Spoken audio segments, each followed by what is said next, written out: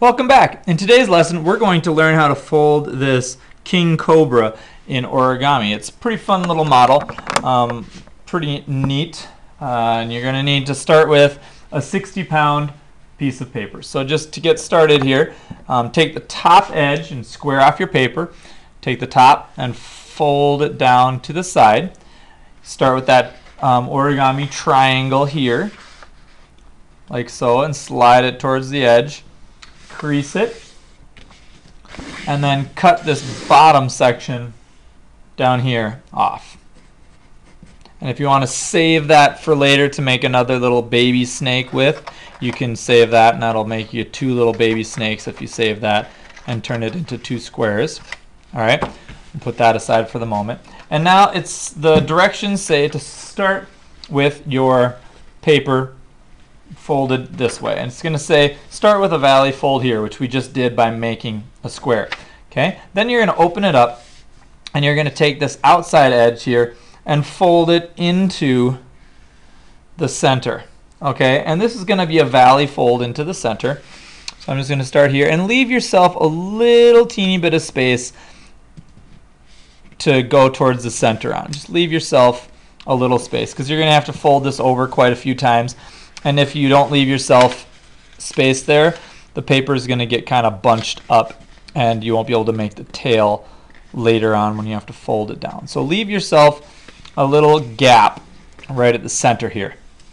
Okay, once you've done that, we're going to make yet another valley fold. So you're going to take this outside edge here and fold it in towards the center yet again. And remember, leave yourself just a little gap if you can. Make sure, absolutely sure, not to have this paper overlapping the center line because that'll really screw you up later. So you want to make sure that you've got that creased nicely and you've got that outside edge right along the center line with just a little gap there. Okay, and if you look here, I'm trying to be as accurate as I can to fold this so it matches my previous fold and does not go over the center line. Okay, I'm going to crease that with my bone folder. Likewise, and you'll see how this piece up here is pretty symmetrical. That's going to be important later so the head ends up looking nice. Now we need to make one more valley fold towards the center, and this is where the model gets a little tough because the paper starts getting a little thick and it's kind of hard to control. So you might struggle with that, and that's okay. Do the best you can. And the idea is you really want to get it as pointy as you can. This is going to be our tail later, and this area up here is going to be our head. Okay, so try to be as accurate and as neat and as careful with your folding as possible, leaving yourself a little gap there in the middle because we're going to have to fold that together in just a minute. All right, so there is that last valley fold. So that's 3 valley folds toward the center. And then you're going to fold this down like so. And that's where you need to have that little gap in the center, otherwise you can't fold that piece down.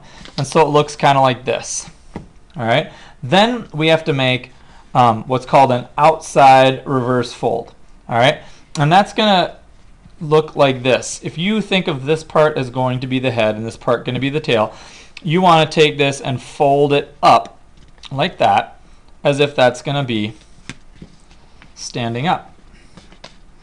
Okay. Now, if you look at my other model here, this is the same thing. Okay, we're making this piece right here. Now we have to take this and open it. So if you hold one hand and pinch the tail here, then you take this other hand and kind of press it backwards on itself so that it stays creased right along the crease we just made. And then keep this valley fold, which used to be just a mountain fold, we want to turn that into a valley fold now.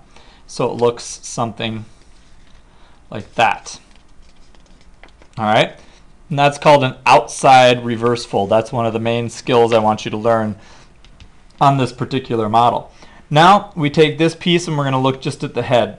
We're going to take this corner and we're going to flip it down and make a valley fold like this, so that this corner here, okay, there's like a line right here from the edge of this paper, and this edge here line up so that this part is horizontal.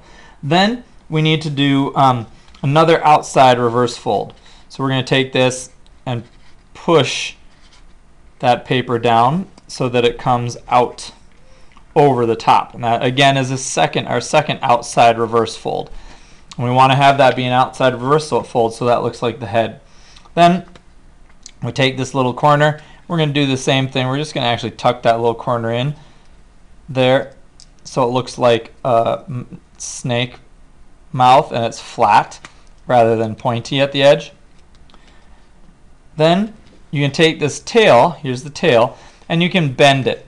On this one you can see I just zigzagged it. I kind of bent it here and then bent it there and then bent it here. And you can kind of zigzag it. Or if you want to be a little bit more rounded, you can kind of round it with your fingers by just twisting it and pushing it and bending it ever so slightly. And that will make it be bendy. Okay, so you can kind of see how I've bent that paper. All right, and then our last step is pulling back the Cobra hood here. And that's basically just going to take this flap and make it even here by making a little triangle like that. Or you could make it farther if you want. That's kind of up to you. And then I'm going to take this one and fold it back this way. Just the same, so that when we're looking at it from the front, that comes apart. Okay, and you could like bend those out. You could even kind of fold them out a little bit more and bend it a little more to get it kind of like that front on view. But so that is how you make the Origami Cobra. All right, and that again, depending on how far you bend your Cobra up. This one you can see is much more vertical, whereas this one is kind of almost going down like it's going to start striking or something. So depending on how you make this outside reverse fold here will kind of dictate what your Cobra ends up looking like at the end. And that is how you make the Origami Cobra.